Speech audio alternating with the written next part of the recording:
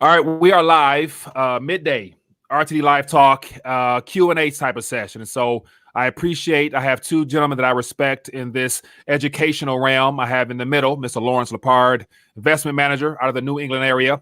And then we have author, economist, and professor, John B. Hearn from the UK joining us. And so, gentlemen, how are we doing this afternoon and evening for you, John? It's been an exciting day today, with all things changing in the UK, but yeah, oh well. You, Mr. Lawrence? Yeah, I'm doing fine. Obviously, a challenging environment. Yeah, very challenging. And so today, what I wanted to do was basically connect with two gentlemen I follow and respect your opinion as to where we're at, where we're going, and what's going on now. And so let's start off. I'll give you, Lawrence, a second to share your thoughts on whatever it is real quickly. And then as well as more people log in, we'll get some questions and I'll throw questions at you guys and have you share your thoughts and go from there. So just kick it off with what you guys want to touch on first. Okay, so I'll just start briefly. So this is the fourth turning. We're now in the crisis stage of the fourth turning. Howard Strauss is the book who wrote, explain what that is. This is a very big and sad event. And yet it was inevitable given the way the system is set up.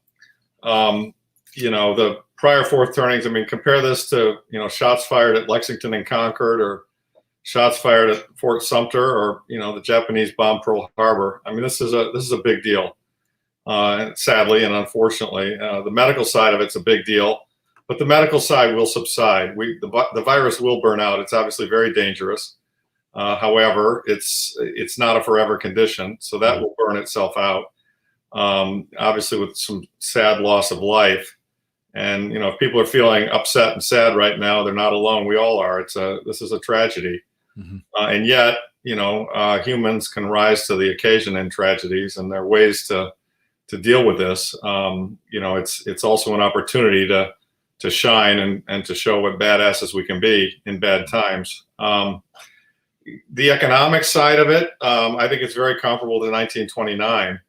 An enormous bubble was blown in all assets, debt, equity, etc., and that was blown as a result of the central banks in the world keeping interest rates at artificially low levels for a long period of time, which led to overinvestment, malinvestment, and a crazy credit cycle that just burst. Obviously, the virus is what burst it. None of us could foresee that, but it was going to burst one way or the other.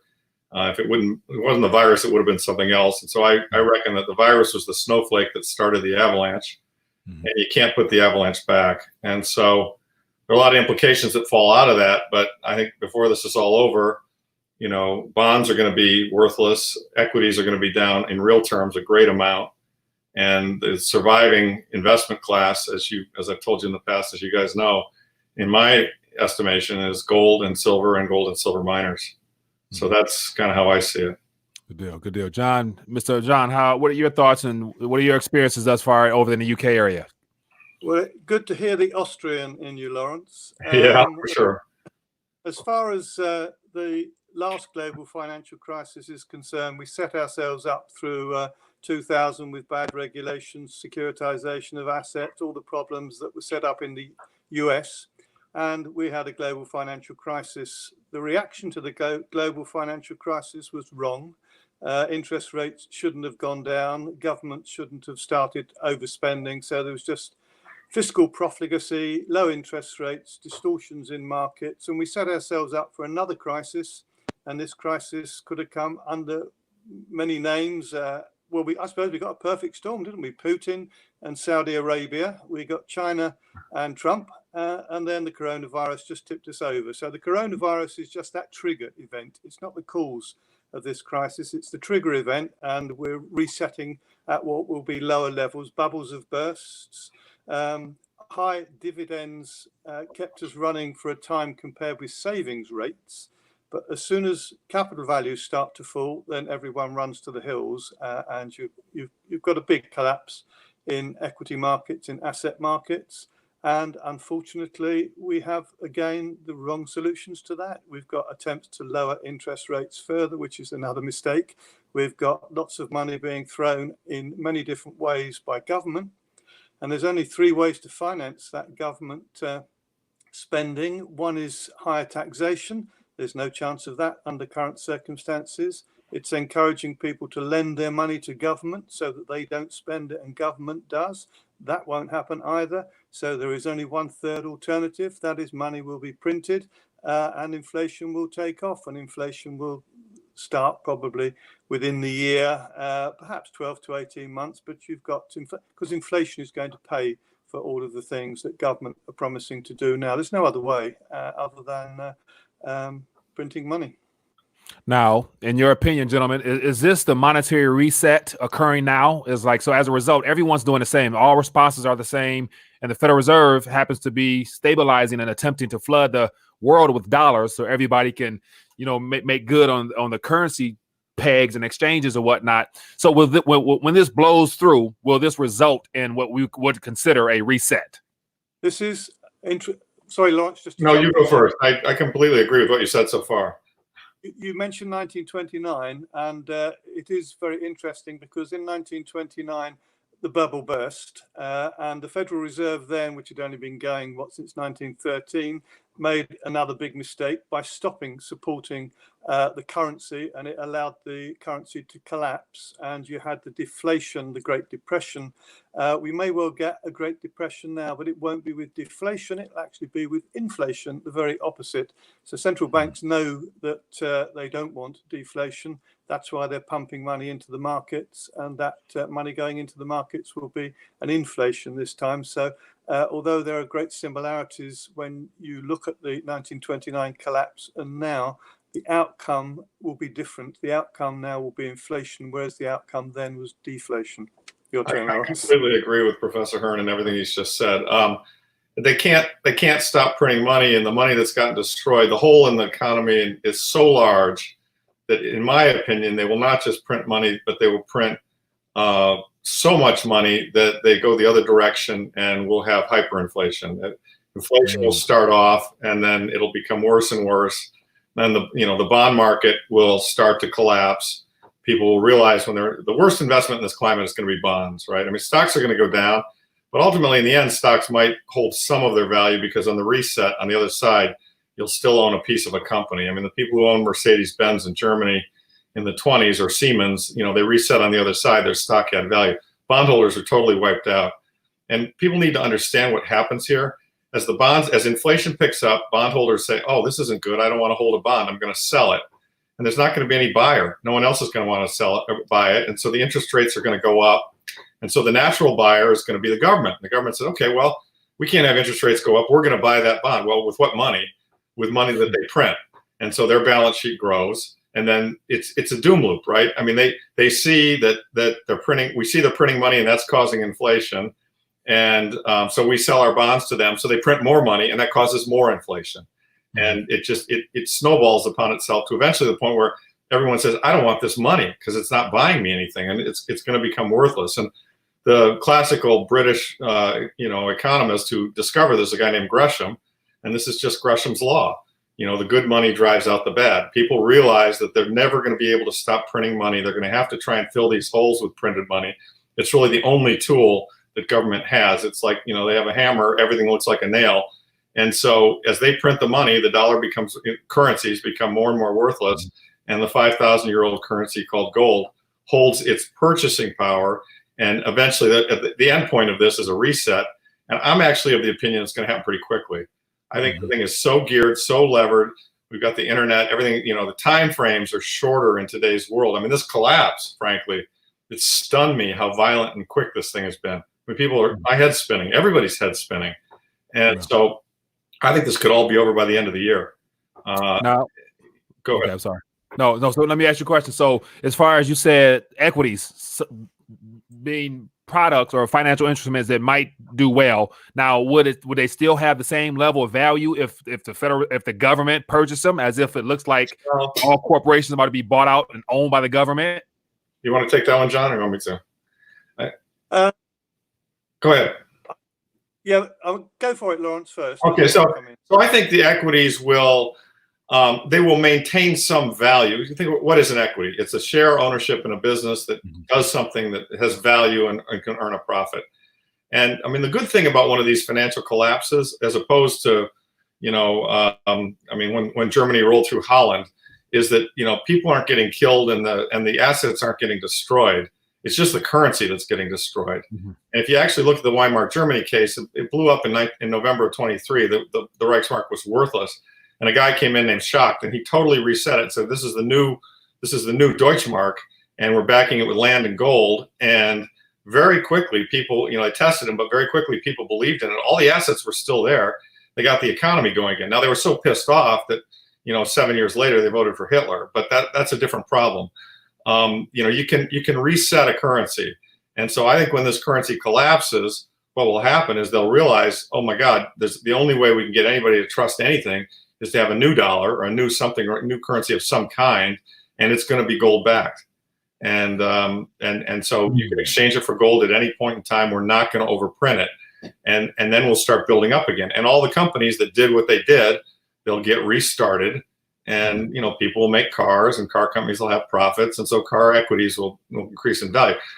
Don't get me wrong. Between here and there, there's going to be a lot of equity value destruction. So, all I'm suggesting is that an equity might make it to the other side, whereas I'm quite sure a bond will not make it to the other side. So anybody who's holding bonds, in my opinion, should sell them all immediately. Because the bond market, the equity market to me is the first sign of what's about to happen. And the next market to blow up is going to be the bond market. Lawrence, I mean, the important thing with the equity market is it does have value, and there are companies out there doing things. And if you're looking at the moment for low geared companies, which are sound, have a record of paying, some of them now you're looking at them paying dividends of around 20%. So there is some bottom fishing in there at the moment with equity prices as they are. But the inflation, interesting, I don't think it'll be hyperinflation because central banks do actually know what causes inflation. They won't admit to us what causes inflation, but they know a little bit about what they're doing. And I don't think they're going to get carried away to hyperinflation. You're talking about the currency falling apart with prices going up at hundreds of percent a month and then thousands of percent, and the currency collapses. I don't think that will happen, but I can see the possibility of inflation getting up to 10, 20, 30%. Now, that happened in the UK in the 70s, and the central bank talked its way through that by explaining that these were cost push factors, there were oil prices, there were wages going up, all incorrect. The only thing that was causing this was the Bank of England, but they deflected attention away from themselves. I don't think they'll be able to do that now because there's more awareness of the fact that central banks are the real cause of inflation. Cost push factors don't cause inflation at all. Higher oil prices don't cause inflation. Falling currencies don't cause inflation. Let me reflect on the 1970s example, John. I mean, you're right. They managed to put it back in the bottle then, and the U.S. dollar was the reserve currency, so that's really the one you look to as to how they got it back in the bottle. And they got it back in the bottle because Paul Volcker took interest rates up to 20% and created an enormous positive real rate. Imagine interest rates at 20% in the United States today, everyone would go bankrupt. And so I just don't see, to me, it's just math. I just don't see any other solution other than the currency getting wiped out. And I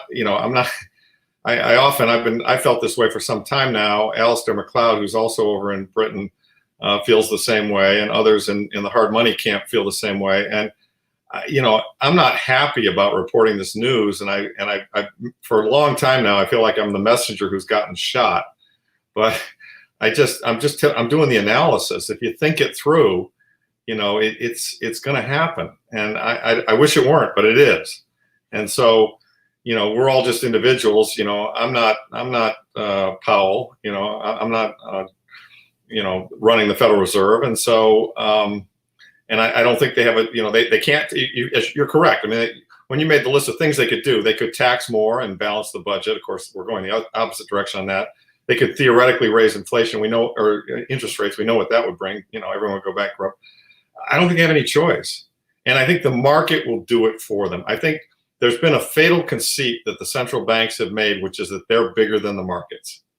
And I think that, I don't think they are. That conceit worked for quite some time, but I think we're in the process of watching it evaporate. You're quite right. sorry, what should have happened between the last global financial crisis and this is that interest rates should have been set at market rates. Yes. Governments shouldn't be overspending. They should have been balancing their budgets. All of those things would have allowed them to ride this storm a little bit better. Exactly. They have no ammunition at all at the moment. Exactly. I mean, nothing they can do. It's terribly sad because 2008 was the warning sign, and I was doing this then as well, and I thought that was it, and yet that was a bubble up. It's in the United States in the housing area, which by the way was blown by them, and it was blown by them as a solution to the popping of the .com bubble in 2000. And so I think people are beginning to see that these central banks are just bubble machines, and bubbles are destructive. I mean, if you bought, I mean, my sister bought a house in California at the peak of the bubble in 2008, and she, I mean, more or less had it repossessed. I mean, because the collapse in housing prices. I mean, a lot of people get hurt in these things, and so the people who are running, these organizations like the Federal Reserve. I mean, this is all part of a grander part of the fourth turning. I mean, we just discovered that senators are hearing about the coronavirus in advance, and they're dumping all their stocks. I mean, people around the world are going to revolt against the central governments that are abusing us. I mean, wait until everybody's stock portfolio is down hugely, inflation is raging, and there doesn't appear to be a solution to it. And what you're going to see is you're going to finally see some reform-oriented politicians get elected, and they're going to come in, they're going to clean this place up, they're going to throw all these guys out. And there was, in the United States, there was an attempt to do that, and actually in Britain there was an attempt to do that. Although I would argue, at least in the U.S. case, I would argue the attemptor is a little bit flawed. But that's just my opinion, and others have different opinions on that. So, one of the things I want to mention is that as we are talking this through right now behind the scenes, especially over here, I'm hearing about in the UK. About the military, and everyone's for the most part being forced to self-quarantine. So they're introducing concepts such as social distancing and all types of other things, which will further divide the people. And so here in America, especially, there's a 2-week time window that we're encouraged to stay home. And on the conspiracy side of me is like, okay, what's going to happen within that 2-week period? And then what would the world look like after that 2-week period? And so let's talk a little bit about that. What do you guys think is going on? Because whatever's rolled out usually is never drawn back in. Like TSA now, it's been 20 years of fighting the war on terror, and I haven't seen any terrorist activity in quite some time in the U.S., but the TSA is still around, and I'd imagine whatever else is going to come out of this. What do you guys think? Go ahead, John. I don't know enough about the coronavirus to sort of speak as a scientist. I'm always a little bit worried about scientists when I listen to them on climate change, that they may not have things right. And with the coronavirus, I'm not sure whether it's something that we should have been letting run its course rather than what seem to be very draconian things going on at the moment. But yes, the ideas of social distance, the idea of staying at home for 1 week, 2 weeks, 3 weeks, schools closing, it is all a little bit worrying and alerting the armed forces to carry things around and do real jobs, which is fine. But then you wonder whether they'll be walking around the streets saying, no, you shouldn't be walking around the streets, and putting you back in your houses. So it is a worrying time. And I'm not quite sure where this one ends up, because you can see in 2 weeks' time, no, we still got to carry on being distancing ourselves from other people, staying at home. My wife and I will probably be fighting by then, and I'll be out in the front garden, she'll be out in the back garden.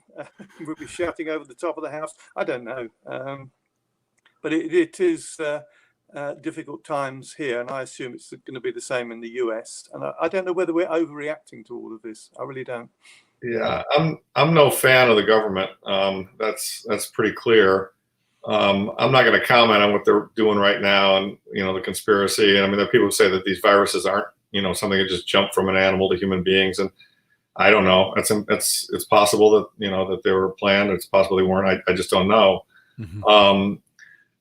What I do know, based on having studied the virus, is that the notion of actually social. I mean, first, John, I think it's going to be a lot more than 2 weeks, unfortunately. Mm-hmm. I think it's going to be months, many months, unfortunately, but I do know, and I think we've got to balance, you know, freedom and you know, you got to have people out there delivering food, or else we're all going to starve. So, you know, to shut the world down completely, you know, to eliminate a virus that kills 1 to 3% of the population, you know, how many will die if we don't have any food? So there's got to be a balance. But I do know, I think the social distancing is damn important and a damn good idea, because I know what exponential growth is, and if, to the degree we can contain it, you know, it's funny. It's almost like if we overreact, it won't be as bad, and if we underreact, it could actually be quite bad. So, you know, looking at the two alternatives, I lean toward the let's overreact and social distance and be super careful, because the thing does burn itself out. I mean, if it gets into a host, a human being, the human being gets sick, the human being recovers, and that human being doesn't infect anybody else, that version of it right then and there is gone. And so when we get to the point where it's called the R naught, when we get to the point where the R naught is 0, i.e. each person, you know, who gets it does not infect anyone else, eventually it will be gone. It's like, you know, Ebola breakouts happen. They isolate people, they let it burn through, and then it's gone. And so that's what we ought to be aiming for, whatever it takes to get there, with as little loss of life and as much maintaining freedom as possible. One thing I'll tell you that I think is interesting that you guys may not be aware of, there's a whole notion of dosing. And so the virus is dangerous. It's proportionally dangerous to how much of it you get. Let me explain. If you're in the supermarket and the supermarket checkout girl has it and she breathes a little of it and you get just a touch of it into your body and it starts growing, the minute it starts growing, your body starts fighting it. And so it builds up over 5 or 6 days, but your body's response builds up over 5 or 6 days. By the time it starts to, you can feel it, you're fighting it. And, you know, you fight it and you win. Your immune system gets stronger than it's growing because you had a low dose in a moderate environment. The alternative to that is you're a doctor, you're working in an emergency room, somebody comes in and they have it, they're full of it, they sneeze in your face, and you got an enormous dose. Now, the minute you get the dose, your body starts fighting it, but in turn, the virus starts doubling every 24 hours inside your body. And so there's an important issue, and you got a chance of dying because your body didn't have a chance to fight the low dose before it became a big dose. And so there's an interesting thought here, which is we all, you know, I mean, look, I go out and shop, you know, I wash my hands. I mean, I suspect there's a chance I might even be exposed to it. But if I get exposed to it in a low dose and it builds up and my body builds up an immunity at the same time, then I'm going to be okay. I'll beat it. But, you know, the people who are at greatest risk here, and they're really the heroes in this whole thing, are the healthcare workers, because they're at risk of getting a very high dose and, you know, and it can overwhelm them and kill them. Yeah. Now, as we're talking, earlier today, I came across a video, and I'm actually going to try to pull up on a screen, and we probably won't be able to get to the point where it's being mentioned, but here we have the Dr. Anthony Fauci and Mark Zuckerberg having a over-the-air discussion. And as I was listening to this chat, what came out of this and what I gathered from this discussion here was that the doctor is recommending and looking to find some type of universal vaccine that I guess everybody would be encouraged to take that would eliminate the virus of any nature, whether any strand, anything that comes out of the corona strand would be immune, or would be people would be protected from this virus here. And so when I read this, I thought about a universal vaccine. Like I play into the fact that it looks like this is a part of a greater plan, of course, but yet to have us all vaccinated with this issue here is not something that I am for myself. Now, what do you guys think about this and the universal vaccine? This being kind of mentioned during this little video here that you guys probably can't hear, but what do you guys think about a universal vaccine as a result of this scare? Go ahead, Sean. There's not much I can say because I just don't know enough about this, and I would have to leave this to the experts. I mean, I wouldn't want to trivialize anything that they say. I'm not sure, but I mean, I have my last day at the gym today. I think the gym will be closed tomorrow, and I inadvertently sneezed when I went into the changing room and cleared the changing room. It is, you know, very worrying for lots of people if people are going to catch this exponentially, and I just don't know the answer. So I'll have to pass it over to you, Lawrence. Well, I don't either. I really don't. I mean, I think we can hope for a vaccine. I've read a lot about this from various sources. Best I can tell is there's no. I think Trump said there's going to be a vaccine very quickly. I don't think that's true. I think a vaccine is going to take 9 months, a year, perhaps longer. I do know there have been some drugs that have been developed that appear to be helping people who have it, and that's a positive factor. I actually, through a friend, know somebody who does have it, and they, they're young and strong, and to them, they said they'd been sicker before. This is just a very bad flu. I think it affects every individual differently. I don't think we know exactly what the death rate is. I mean, is it between 1% and 3% of the people who get it? Those are kind of the ranges I hear. And then the question becomes, what percent of the people get it? If we can hold the percentage of people who get it down to some meaningful, low number before it burns. I mean, the key, what we're going for here, folks, we want it to burn out. We got to get the spread to stop. We got to get the R naught to zero. And it's hard. I mean, you got to completely lock everything down, and it stinks. But, if it burns out, it's over. And so, that's the key from what I can see. Sorry, I think the interesting thing is when it has burnt out, what happens next? Because are we going to get these politicians coming in and trying to do the same thing again and again and again? And the problem that we do have, I mean, Lawrence hinted at we need perhaps a sort of new political landscape with people saying different things, is that it's very difficult to get that, because you only want to vote for politicians who say, I can do this, I can do this, I can do this. And how do they do it? They've got to spend, spend, spend. And if a politician stands up and says, look, I want to leave the free market to work, I'm not going to do something. I want to get out. I want to let markets move into equilibriums. I want market rates of interest. I want governments out of this. I want them balancing their budgets. Who votes for a person who says that? No one. They vote for the person who says, yes, I can solve every problem that there is. And we're still going to get the same afterwards unless we really start to understand how governments and economies work. The only way to get an economy to grow is to have free market capitalism. That's the driving force of all of these things, but you're destroying that. Just more and more government intervention. And that's the worry, because you get to a point where governments are causing the problem, and the only way to deal with the problem is governments to do even more and cause more problems. And so it goes on. We're almost moving ourselves towards a command economy by stealth, where government will do absolutely everything for us because they've created so many problems that we can't deal with any of them other than hope government can deal with them for us. Yeah, possibly. I'm a little more optimistic. I mean, I think, I don't dispute that there are a lot of people who quote unquote don't get it, but I think that,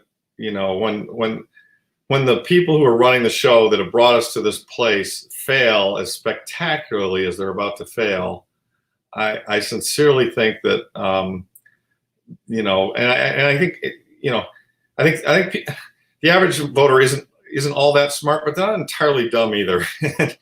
And so when somebody who's very honest comes along and says, look, here's the good news, here's the bad news. If we do it this way, it's going to be sound and fair the way it was in the 1900s.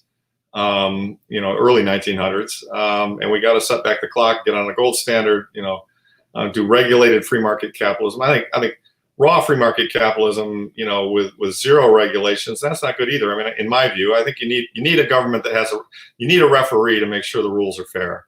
But beyond that, the prices should be set by the market, and resources should be allocated by the market. And I think, I think arguing against your side, John, is just that this government is so damn corrupt and so damn broken, and everyone sees it. So that if we could, unless we get a false prophet who talks about things like what you believe in, John, and what I believe in, and they're not real, they're a Trojan horse for the corrupt. Unless we get a false prophet, as an example, I mean, if we had I don't know if you're familiar with the politician in the United States, a guy named Ron Paul, who's now retired, but I helped his political campaign years ago. I mean, if we got a guy like that who really understands what John and I are talking about, and explains it to people, after all the pain and collapse that we're likely to go through here, I think that, at least in America anyway, I think they might win. I think they might be embraced. I sure hope so, for my kids' sake. Yeah, me as well. Now, I'm Yeah. curious to get. Go ahead, John.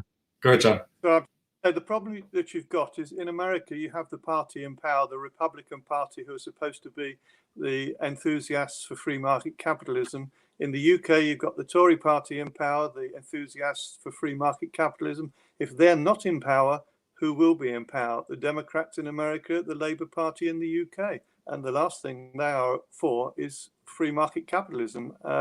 So that's the problem. If we had the Democrats and the Labour parties in power in both countries now, we could perhaps step away from that. But I can't see. I don't know what. Lawrence, how do you feel about the Democrats being in power because the Republicans have failed? Well, yeah, I mean, maybe they'll manage to blame it on the Republicans, but I think there's a large piece of America. I mean, because you see, America's got a large block of independent voters now. I think there's a very large part of America that's just fed up with both sides. Absolutely. I mean, completely and totally fed up. They know that both sides are hopelessly corrupt. And, and so if somebody came along and said, all right, first thing is we're going to have term limits. Second thing is going to overturn Citizens United. Third thing is we're going to publicly fund campaigns so you can't raise money from rich people to get into your offices.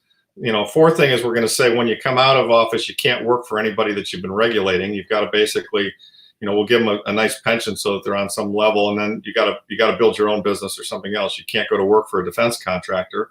I mean, there's a list as long as my arm of things that if a politician in a third party were to stand up and say, this is what we need to do, folks, they would win in a landslide, in an absolute landslide. Don't you think, Mike? Yeah, I do agree, because the majority of the younger population, they're not too in tune with politics in general. So it's more so, what can you offer me type of approach. And so when it's time to go out and vote, they listen to whoever is offering the most in the form of some type of bribe, and then they get to vote. And unfortunately, in the African-American community, my entire family grew up being Democratic just because that's just the way things were. Never mind the policies, never mind what they stand for. It's all about what they did or what they offered to do for the community. And so I want to transition into this next paradigm, what I call the New World paradigm, where as a result of the activities going on now, the concept of work will be changed. And so with this universal basic, I call it universal basic allowance, because it's not income unless you earn it. But government's going to give out handouts. The job structure of getting up and going somewhere will change as well in this time period, because I believe robotics and AI and all that stuff will be rolled out within this next year or two, efficiently. And so I think just humanity is going through a shift right now. And I want to transition a little bit into that and get your thoughts on that, because the concept of retirement, I think, will also change as well. Because if you're not working, you're not earning, you can't save to retire. So what do you guys think about that? Just looking ahead a little bit. What you've got to do is to read the last article on my blog, which is an explanation of how reverse income tax does all of the things that you want. A reverse income tax system would remove many welfare benefits. It always gives people incentive to earn money. It could be used as a pension. It would do everything. But the only reason that we don't think about it and don't introduce it is because so many people, so many civil servants and people in the establishment would be unnecessary, because the whole system is just run through the tax side of the economy, and there's no need for many things which we waste money on now. So have a go on the last article on my blog if you want to know how to have a universal basic income based upon reverse income tax. All right, so I got you. Okay, go ahead. No, go ahead, Lawrence. Oh, I'm sorry. That stuff is too far out for me. I mean, robotics and not working. I mean, it's I haven't considered that very much. I'm focused on getting through the next few years. Yeah. in terms of investment wise and political reform wise. No doubt the world will look a lot different. I think there are a lot of very positive things that have occurred. I mean, just the fact that we're having this internet conversation, that many people can watch it. Mm-hmm. All the technological developments in the last 15, 20 years have just been stunning, and in many ways can make the world a much better place. So yeah, I think I'm very impressed. I mean, some people talk about kind of the spoiled millennials, and maybe my kids are different or their group is different, but I'm very impressed by young people and how they, unlike some of us boomers it was just all about, making money. They really care about the overall greater social good. And I think that's going to be a very important way of thinking going through this tough time. Yeah, the reason I mean, go ahead, John. I would say many of my undergraduates are exactly that, setting themselves up in their own business, working on great ideas. And the whole thing about what I was saying with reverse income tax, it brings government back to being very limited and minimal, and it releases the power of individuals to seek their fortunes, and that's where all the new technologies, all the new things will start to function. If you get government trying to encourage this, it won't work. You know, the standard rule about government something is you get the opposite every time. If they want inflation to go down, it goes up, and so on. Yeah, John, let me jump in on that. I mean, look, what we're going through here is really, really tough, and it's going to be really, really bad news. But here's the good news. The good news is government is going to be just completely discredited and is going to fail. And that's why the whole notion that they're going to be able to overtake us, I mean, we've got them so outnumbered, right? And, you know, we've got a democratic tradition in both our countries. And so, I think, I wouldn't want to be in government. I really wouldn't. I think they're going to be disgraced and shunned and voted out and written into the history books as, this was the Politburo before it collapsed. Look at this corruption. Look at these senators who, got a briefing about the coronavirus and went out and sold their stock.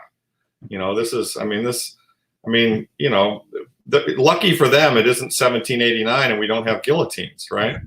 I mean, seriously, because that's the kind of behavior that we've seen from, the wealthy in my country, the wealthy and the government people. I mean, the corruption is it's blatant. It's so blatant, on both parties. I'm not making any, I'm not saying Democrats, I'm saying all of it, all these elites. And, people can see it. And, eventually people just go, it's not raining. You're pissing on my leg. Screw you. I'm changing. I'm going to vote for somebody different. All right. Now, I think just the two-party system itself, as it is now, they're in the same. They're lying in the same bed, but appearing to the public to have two different stances. Well, that's right. That's right. I mean, there was a whole. John would probably know. So was it the club and Piven stand? The whole notion of why don't you and he fight so we can loot the place, right? Behind the scenes, the elites are looting the place, and we've got all that. We got the red team and the blue team, throwing rocks at one another, and all the red team hates the blue team because they're liberal, and they're conservative, and all that. The deal. I mean, it's very convenient for them, but meanwhile, the people at the top, they're doing just fine. Thank you very much. They've got their. I mean, we've got senators who come in here, they're totally dead broke.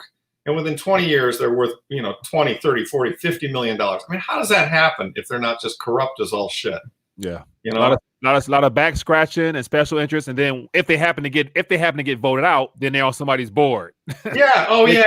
Six figures or seven figures. Yeah. I mean, and it's at all levels. I mean, Ben Bernanke, who, was really, in my view, he's going to go down as the John Law of our times, started the money printing with his helicopter speech. He's now a senior advisor to Citadel. I mean, Citadel almost failed this week. Citadel is the largest risk parity hedge fund in New York. A large part of what happened in the United States stock market in the last 2 weeks was the risk parity trade blowing up.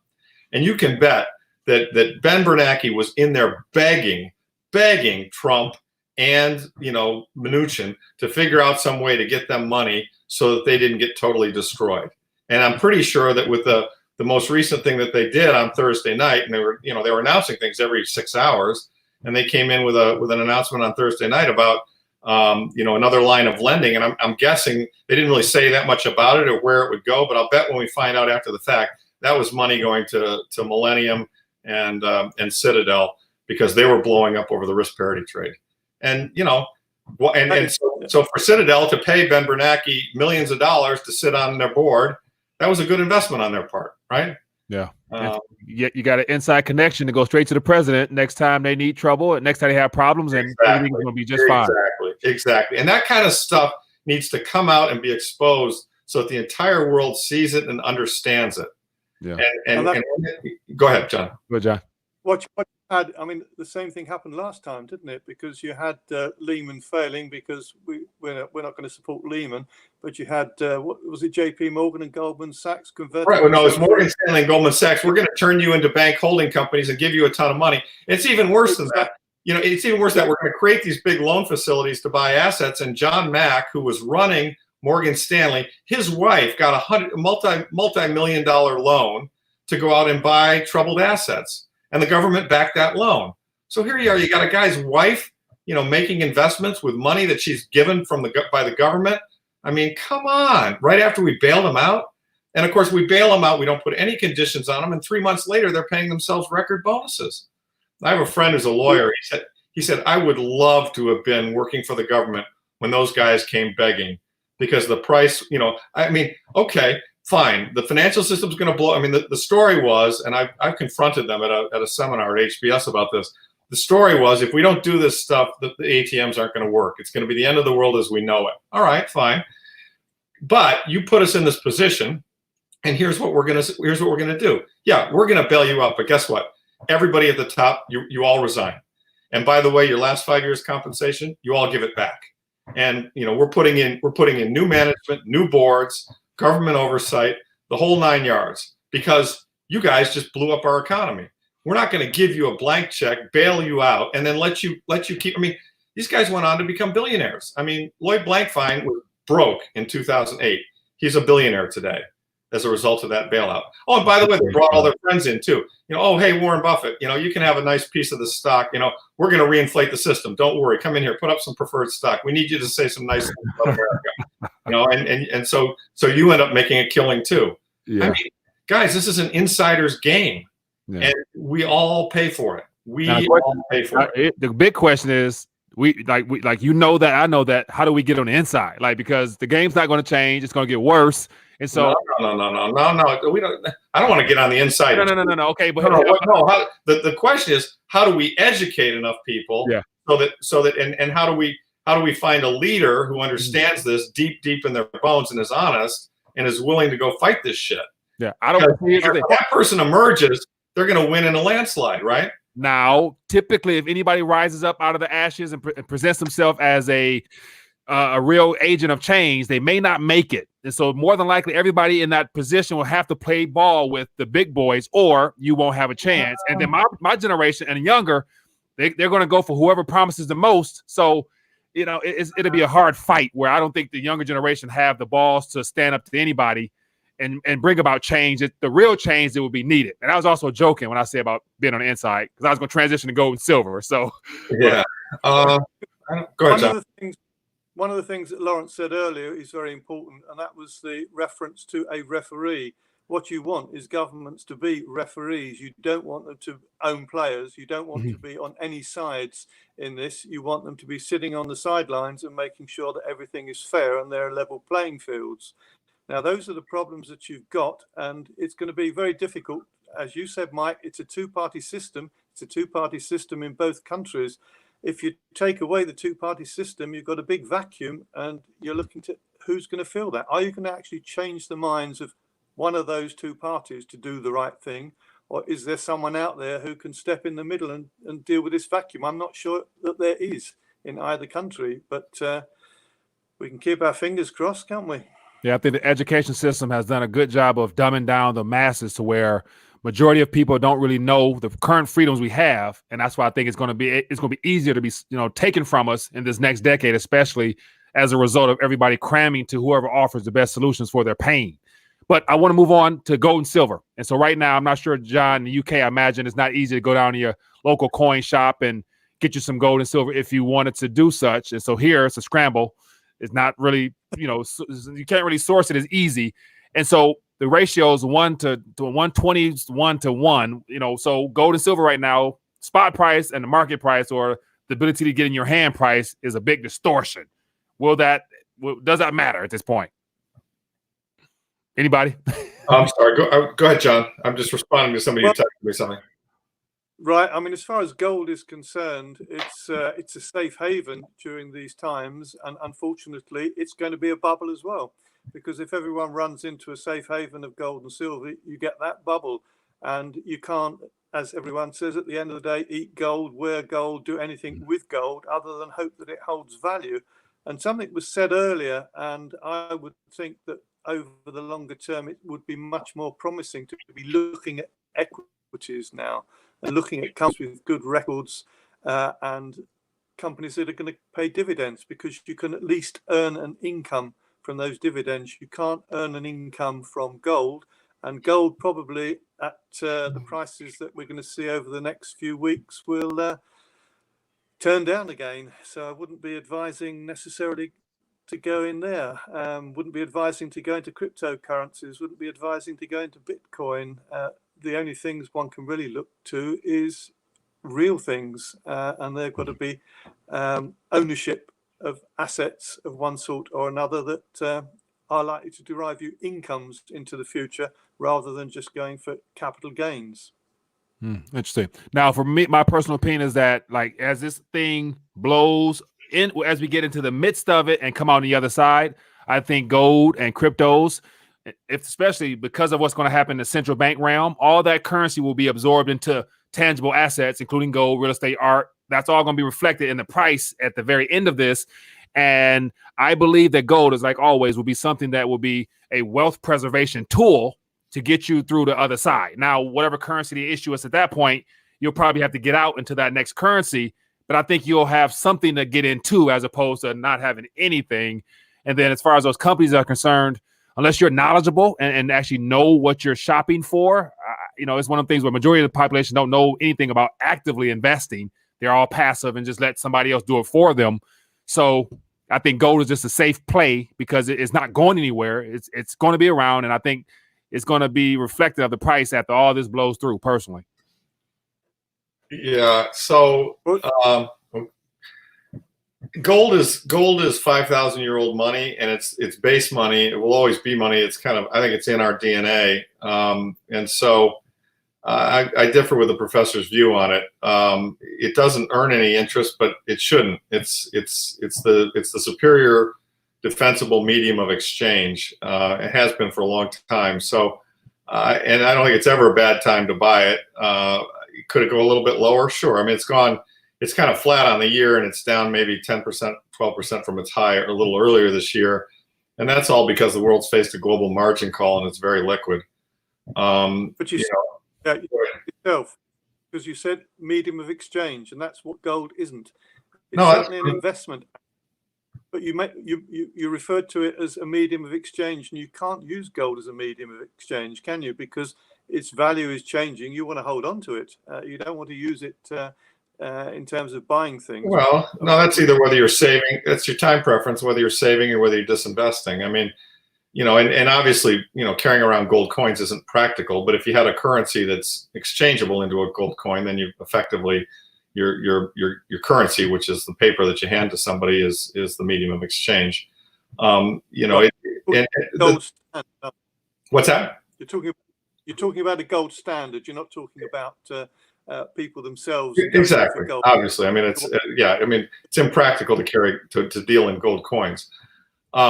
Yeah. With respect to the crypto, I believe that Bitcoin is actually in many ways superior to gold because it's early in its days. It's more volatile, and that's the only negative I see with it. That and the technical risk. But given that Bitcoin is the only one I'm talking about now. Given that it's about 11 years old, and it's been immutable during that entire time. I own a bunch of Bitcoin, and I think it will become much more valuable in the future. So, the notion, I mean, the belief I strongly hold is that society functions best when it has sound money. It's honest weights and measures. I mean, you can't have, a yardstick. You can't be building a house and have the foot or a yardstick changing all the time. You got to have something that's a constant. All right. Now, Lawrence, 1 second. We do have a call. Let's see if we get a call in, and then we'll get ready to dial back. Okay, I'm going to run out of time here in about 6 or 7 minutes. No problem. We'll dial back before then. Hello, caller. What's your name? Where you calling from? Hey, Mike. It's Dan from Vancouver, Washington. How's it going? I'm doing good, Dan. What's your question or thought you want to share with us?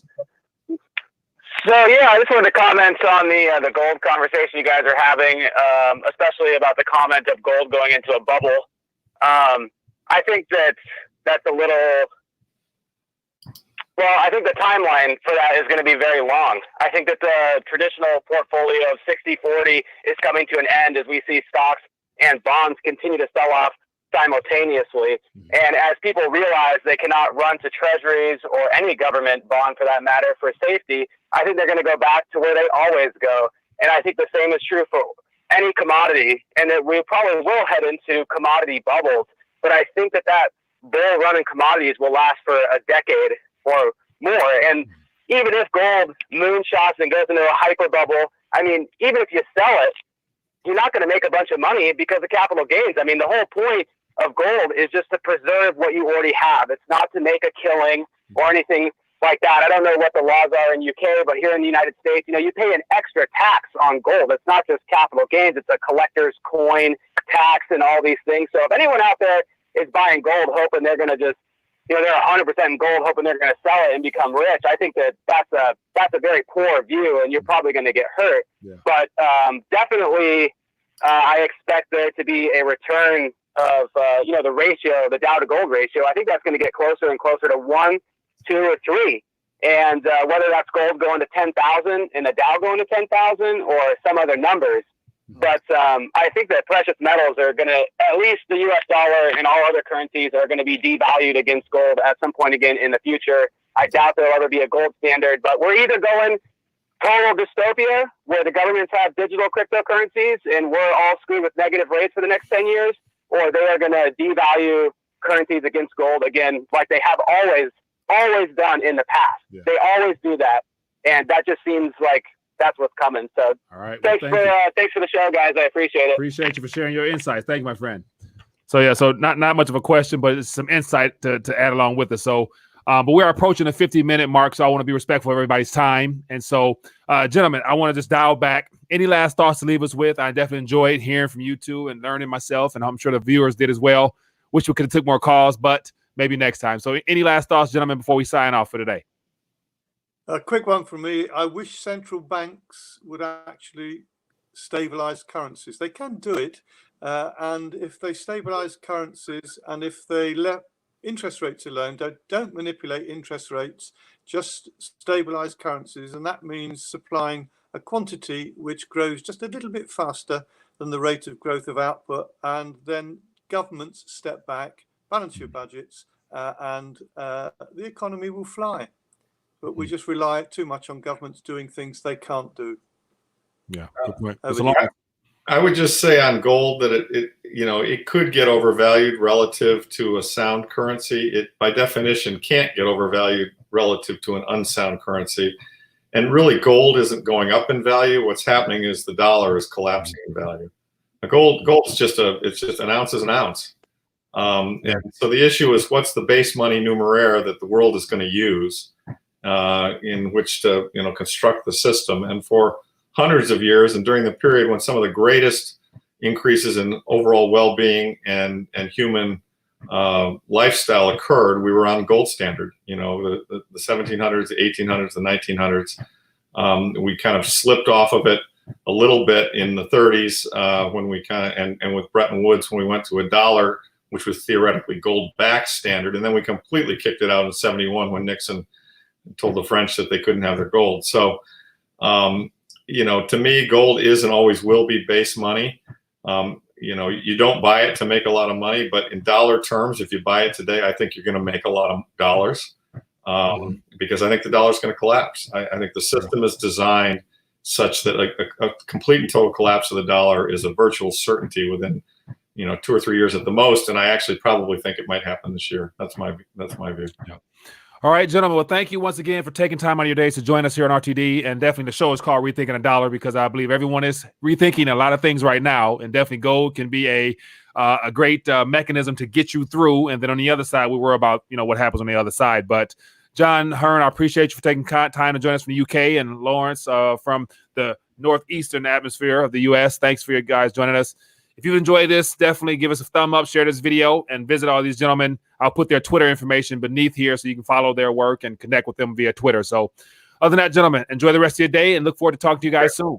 Hey, Mike, thanks for having me on. I really enjoyed it. John, very nice to meet you. Thanks for your comments. We'll talk soon. Bye-bye. Thank you very much, Mike. Cheers. Bye-bye. All right.